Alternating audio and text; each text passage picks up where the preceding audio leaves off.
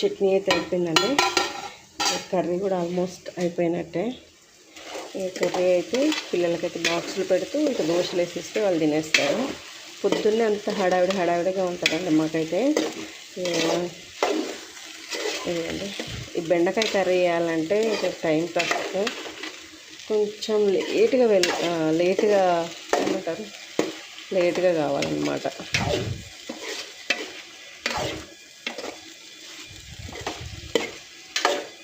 కొంచెం స్లోగా మగ్గిస్తే బాగుంటుంది, లేదంటే అంత బాగుండదు. నేను నిన్న సండే కదా, ఇది మండే రోజు బ్లాగ్. సండే రోజు కూడా నేను బ్లాగ్ షూట్ చేయలేదు. అండ్ సండే రోజు అయితే చికెన్ కర్రీ చేసాను, ఒక 1/2 kg. ఇంకా అది కొంచెం ఉంది, కొంచెం చట్నీ వేసిన, దోశలు వేస్తే 2 కలిపి తినేస్తారు. ఇక నిన్ననైతే మాకు సాంబార్ కారం అయిపోయింది. నిన్న కాదు, ఎప్పుడో దాదాపు 1 month అవుతుంది. అప్పటి నుండి నార్మల్గా ప్యాకెట్ కారం వాడుతున్నాము. అయితే ఇంక ఇప్పుడైతే నేను నిన్న ధనియాలు అయితే వేయించి మిక్సీ పెట్టుకున్నా. ఇంకా చూపిస్తాను చూడండి. కొంచెం ఆరిన తర్వాత డబ్బాలో పోద్దామని చెప్పేసి కొంచెం ఇట్లా, ఇక సాంబార్ కారం అయిపోయింది కాబట్టి ఇది లేకపోతే ఇబ్బంది అవుతుంది, టేస్టీగా ఉండదు. ఏం పడేసాను, ఈ బెండకాయ కొంచెం ఇలా ముక్కలుగా విడిపోకుండా రావాలి అంటే సాల్ట్ అనేది లాస్ట్ వేయాలి. అప్పుడైతే అట్లనే ఉంటాయి, లేదంటే బాగుండవు. అయిపోయిందా చట్నీ? దోశలకి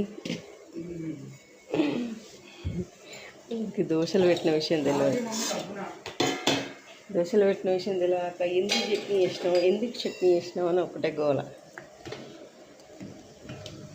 దీంట్లో కొంచెం పిండి దీంట్లో వేసుకొని మిగిలినంతా ఫ్రిడ్జ్లో పెట్టేస్తా.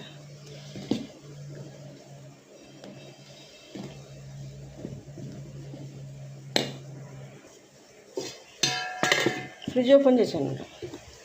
ఇగో ఇది ఫ్రిడ్జ్లో పెట్టు. కొంచెం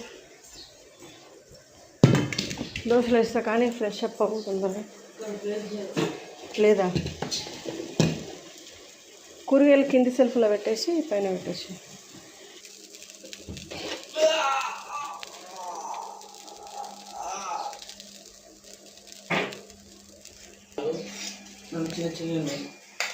చెరుకు కొంచెం వేసుకోండి, డాడీ దోశ తింటాడు కానీ చెరుకు కొంచెం వేసుకోండి. అయితే ఎగ్జాక్ట్గా 10 అయిపోతుంది, చాలా లేట్ అయింది. జషు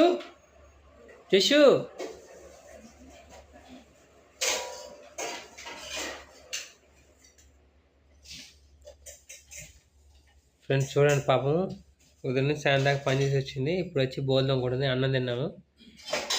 ఈ పని అయితే పాపం ఇంట్లో పని అంత చేసినా కానీ అయిపోవట్లేదు. మేము 4 అయితే అన్నం తినేసాము. పాపం తన అయితే ఇప్పుడు బోల్దాం అనుకుంటుంది. ఇప్పుడు టైం చూపిస్తాను నా సెల్ ఎంత అవుతుందో. టైం 10 అయిపోయింది. ఇప్పుడు వర్షం అయితే పడుతుంది. వచ్చేటప్పుడైతే ఫుల్ వర్షం, వానలు అయితే స్టార్ట్ అయింది. 3 రోజుల నుంచి వానే పడుతుందమ్మా రోజు. ఈ వానలు ఇక స్టార్ట్ అయినాయి. ఈ నెల అంతా ఉంటాయి కావచ్చు. వచ్చే నెల ఉంటాయా, ఈ నెలైనా? అంతేనా? వానాకాలం స్టార్ట్ అయింది. బండి వచ్చేటప్పుడైతే ఫుల్ ట్రాఫిక్ ఉంది, జనం అసలు బాగాలేదు.